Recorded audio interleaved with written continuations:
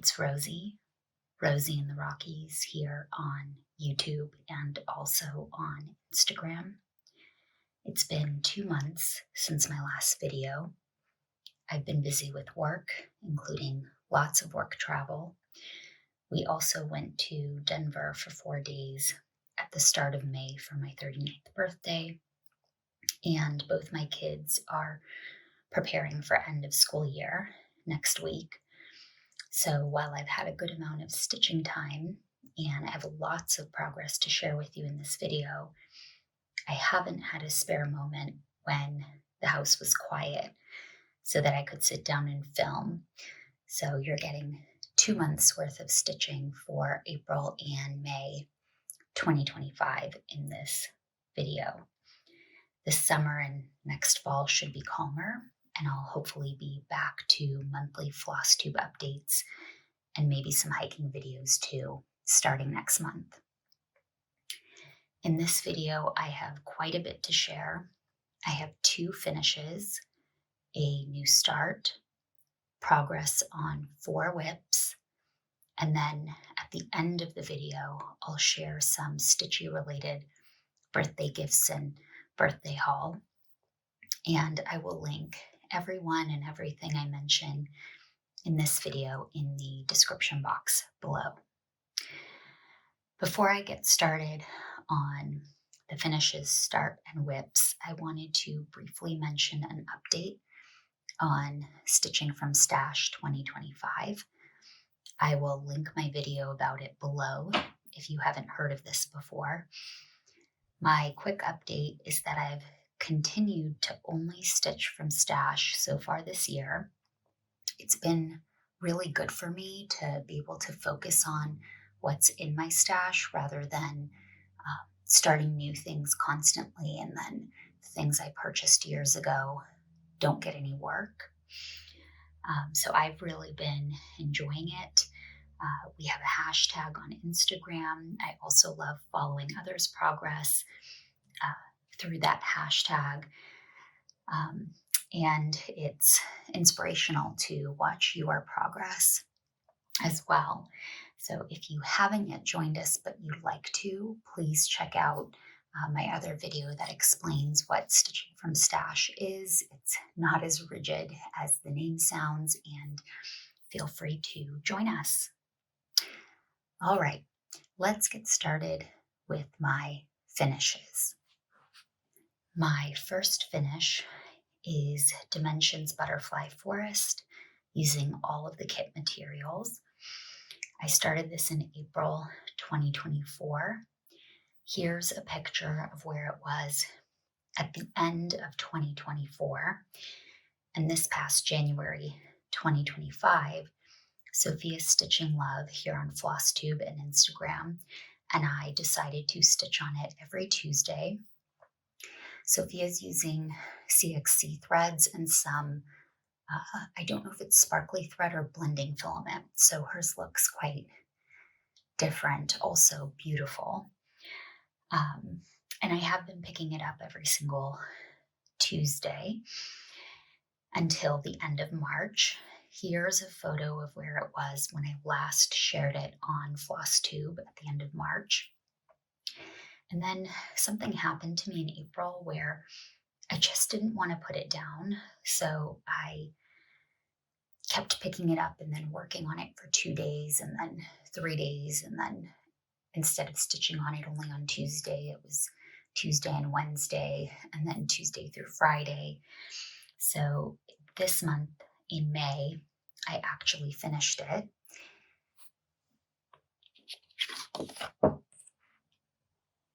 Here is the finished product. I want to mention a few things about this stitch in case you're considering it. This was my first Dimensions kit. I do have, I think, 3 others in stash, and I'm really glad I started with this one because it's smaller than the others. It's smaller than many Dimension Gold Collection projects, and the design is pretty simple and straightforward. And with this one, I love the way the butterflies seem to pop out of the frame. This was also my first time doing couching, which you can see in the gold thread here, and I think it turned out okay. And working on the bright colors, especially during winter in the Rocky Mountains, made me feel like I had a piece of spring, even on days where it was below freezing and snowing. We had our last snow in mid-April, and I worked on it then as well. I also have some critiques about this project too. I really didn't prefer this Ada. It was quite crunchy right up until the end, even though it did soften over time. Even at the very end, it was still too stiff in my Q-snap and would start to buckle. The holes are very, very small. So when I would push up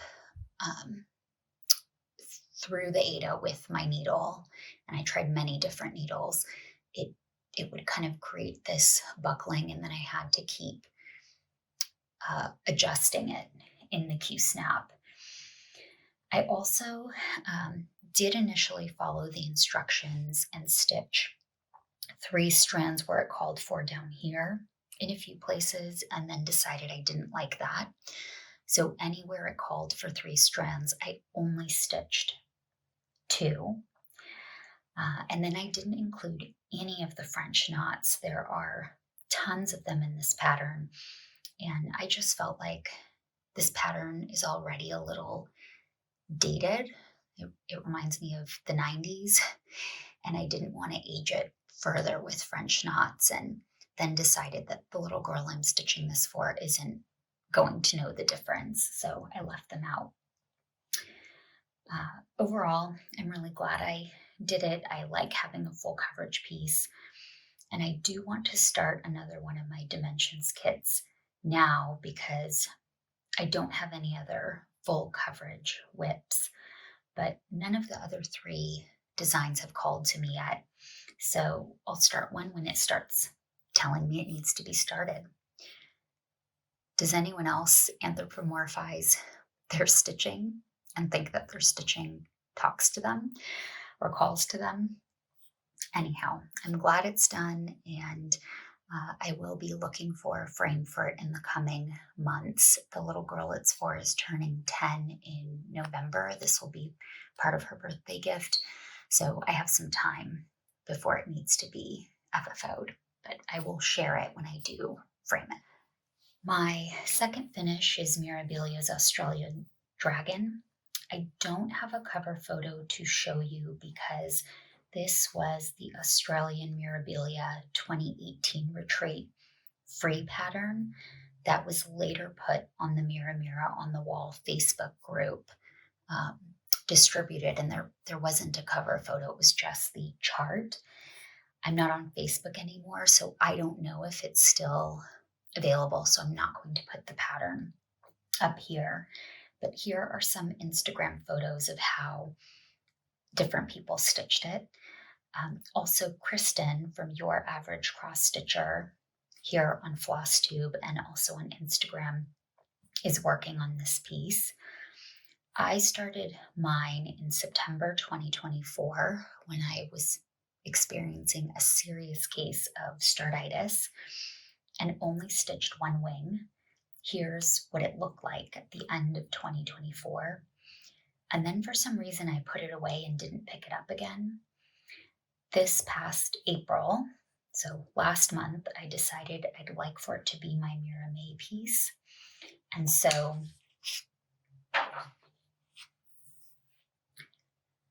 I started stitching on it in April and kept going in May and finished it about a week ago. So here is the finished product. Oh, you can tell the sparkle is showing up on camera. I'll do a close-up in a second. This was stitched on 32 count Alchemy by Picture This Plus. I did do quite a bit of customization because I felt some of the beads didn't match the fabric. So I'll share those with you first, and then I'll do a close-up. So in the dragonfly's head here, the beads that were meant to be stitched are these orange color 42033. I didn't like how that color looked against the fabric, so I went with this color instead, which looks like black from a distance, but is actually a very, very dark green, 02049. And then the body of the dragonfly is meant to be stitched in these two colors. So these two green colors.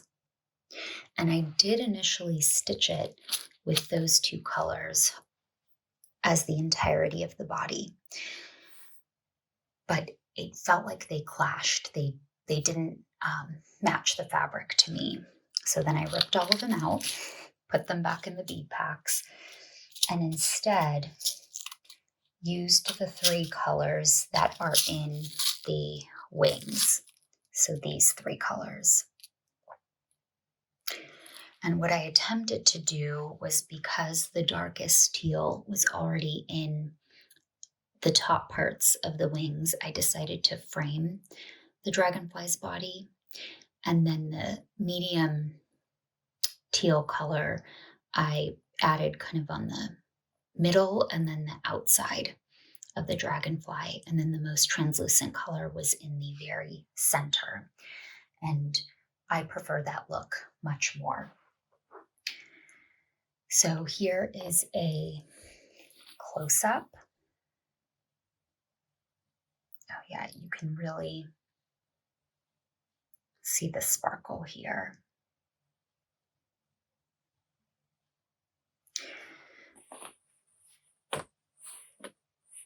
So I'm quite pleased with the result. One of my nieces did tell me that she may want it for her bedroom at home.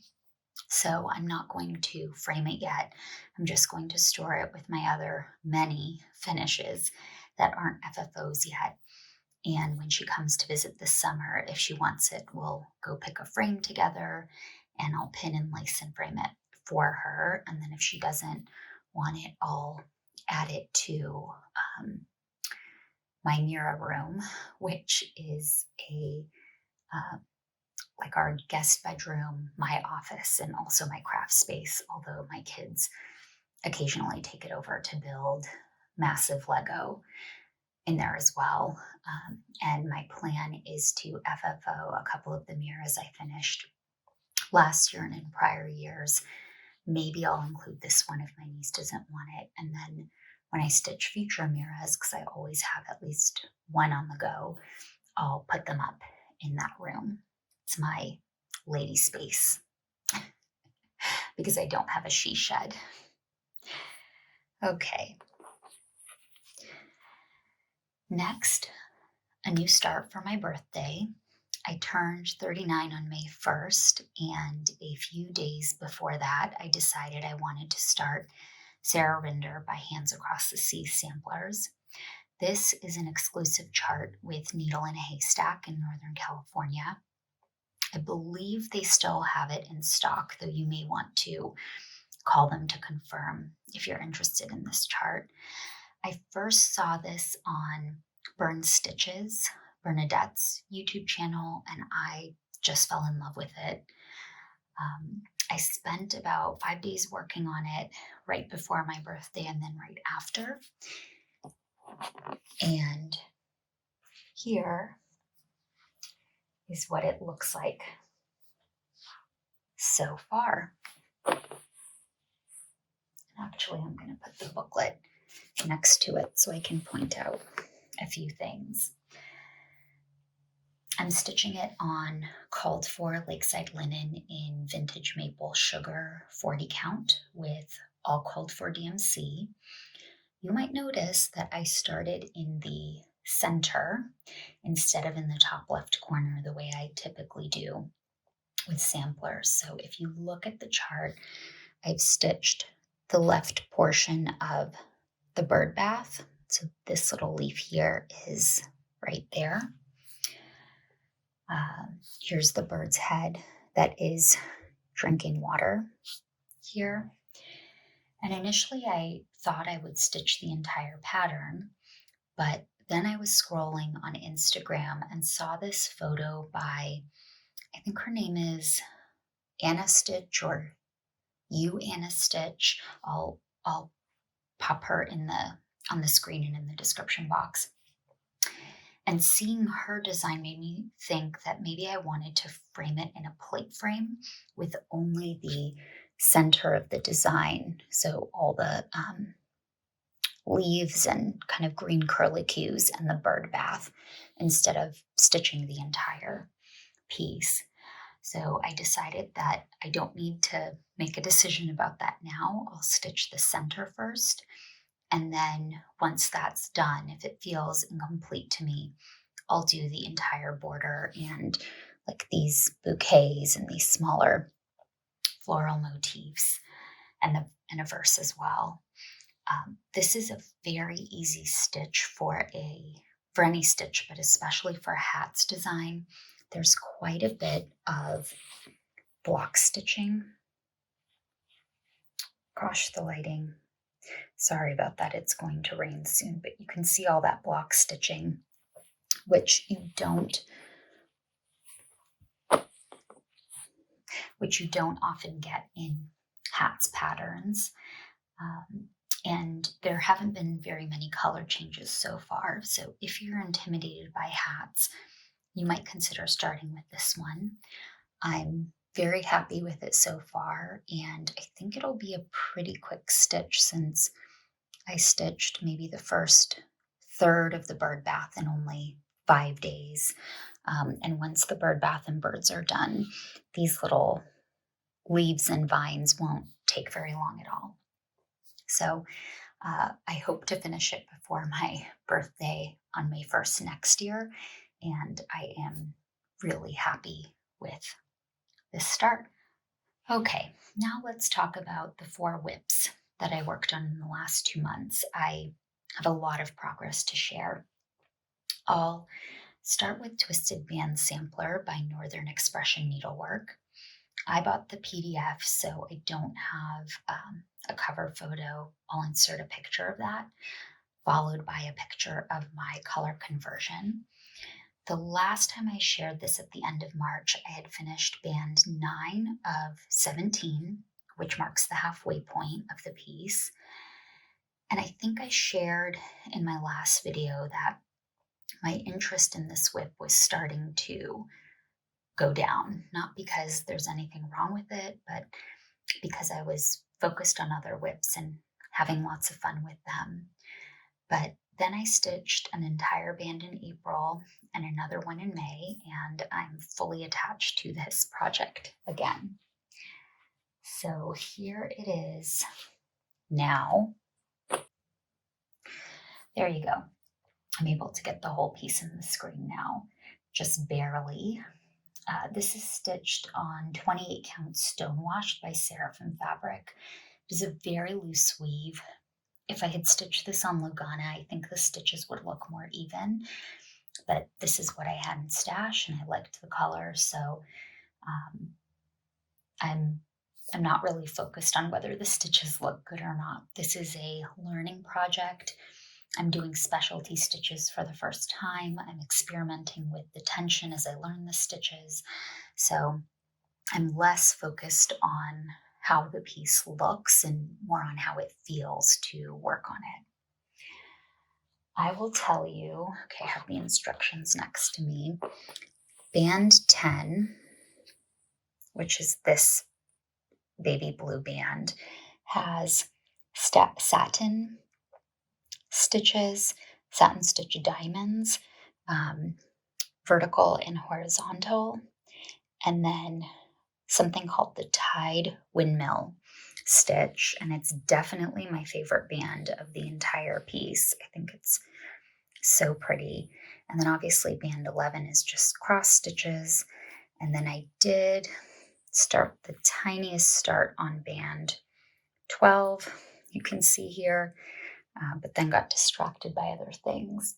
Band 12 has rice stitches and diamond eyelet stitch, which I think are really hard to see on this fabric since they're both blue, but from a distance, oh, come on, Rose, from a distance, it does create a very nice effect. So I'm really happy with this piece and I'm recommitted to it, and I look forward to stitching on it some more this next month in June. Next, Cittlewick Green, and thank you to Amy from Thread Gremlins for telling me that it is pronounced Cittlewick with a hard K sound. I had searched all over the internet thinking it might be a place or a reference to something, and I looked everywhere except for Karen Kluba's website, where she says it's pronounced Cittlewick with a hard K. This was my New Year, New Start for 2025. The last time I showed it at the end of March, I was 3/4 of the way done with the alphabet. Here's a photo of that. And then here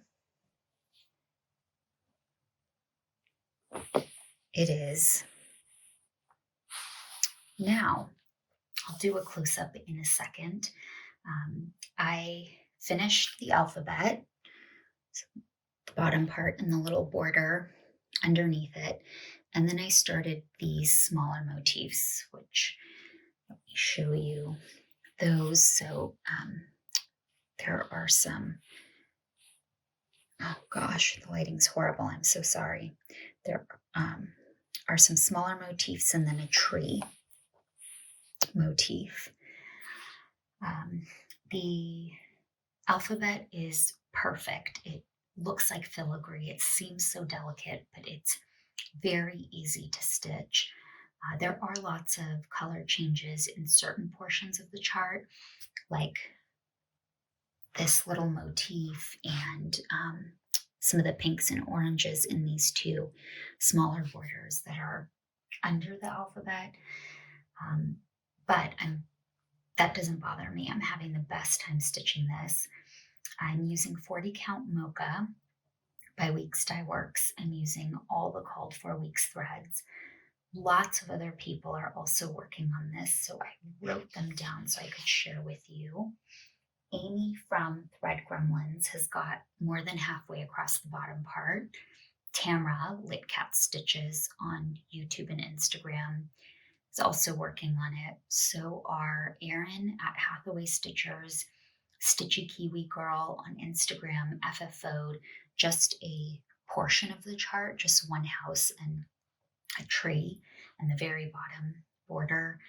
And then Mag Crafty Corner on Instagram and Sabrina at Lady Marmalade in Stitches on Flosstube and Instagram. It is so inspiring to see everyone's work and how different people approach the chart. And we've each selected quite different fabrics, so that's fun to see as well. This one is calling to me. I think it's going to be one of the first things I pick up in June, and I can't wait to keep stitching on it. Next, we have Manor at Quaker Hill by Brenda Gervais of With Thy Needle and Thread. I am stitching this with Angie Slowly Crafts on Flosstube and Instagram. Angie and I both realized at the start of 2025 that we each had a chart with a small red house in it. I had this one and Angie had Strawberry Fields by Blackbird Designs. So we decided to spend the first weekend of each month working on them together. Although Angie, I failed you in May because we were out of town for my birthday that first weekend in May. The last time I shared this project, I had done the majority of page 1, as you can see in this photo here. And then in the last 2 months, I went to town. And I'll show you what I mean by that.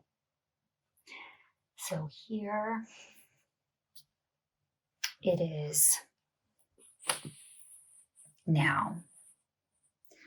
I have finished page 1, and then this is page 4, and I'm pretty close to being done with page 4. You can see that I added this floral motif. I took the border all the way down. I stitched the first part of the hill and the little manor, and started to add the pond with the swans. I'm in the middle of swan 2 of 3. I did have a counting mistake that I didn't realize until the outline of this hill was done. So this is either 1 or 2 stitches too far over this way. I had just outlined the hill when I realized that I had made that counting error, and the mistake's actually somewhere, I think it's in a couple different places in the stem of this lowest flower in the border. So what I did was I counted off this motif, stitched the manor, which made my youngest son very happy because he's been pestering me to get to the house that he thinks looks like our house. And then I worked my way backwards and then realized I needed to add 1 extra row of stitches here. So I did that. I'm not sure what kind of errors it's going to create. My plan is to finish the little pond and then stitch this way and then work my way backwards. And hopefully that will resolve the counting error here. But I don't agonize over mistakes if I can fudge them. And that's what I try to do. It's rare that I'll frog something and rip it out unless I really don't like how it looks. I instead customize, and then I know that nobody else's project is quite like mine because I apparently skipped the part of kindergarten where you learn how to count.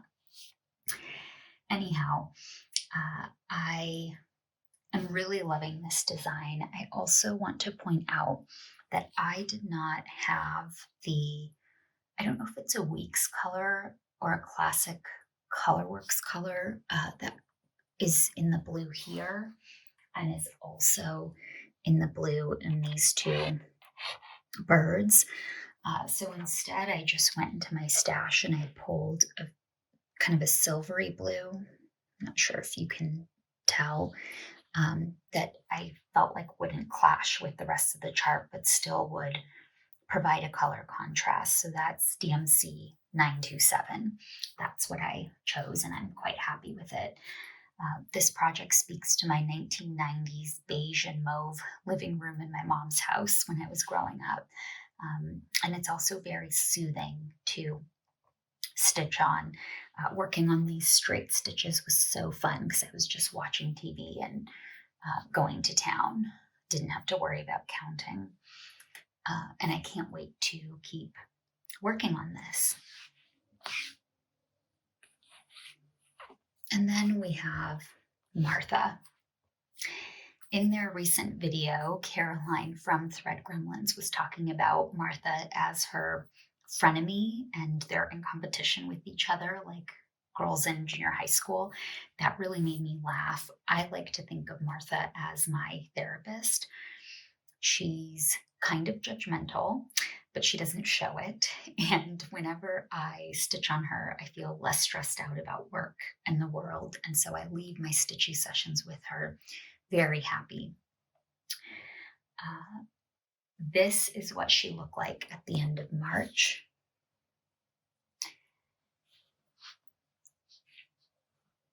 And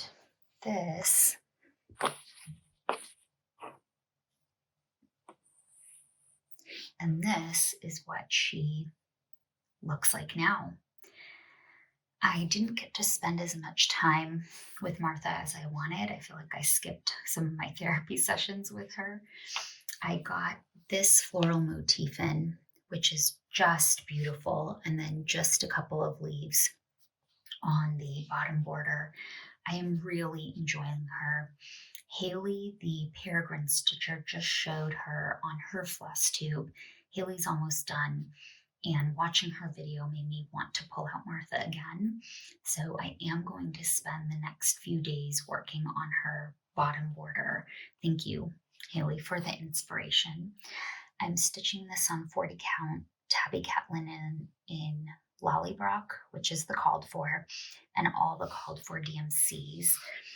And Beata Romana on Instagram commented to me that my coverage looks really good. And yes, I think DMC on 40 count provides a very, not thick, but good coverage. The only colors where I've thought the coverage might be a little less good is in some of the white colors or cream colors in the florals, but in general, the coverage is excellent. So this is my Martha for now. So those are all my stitching projects.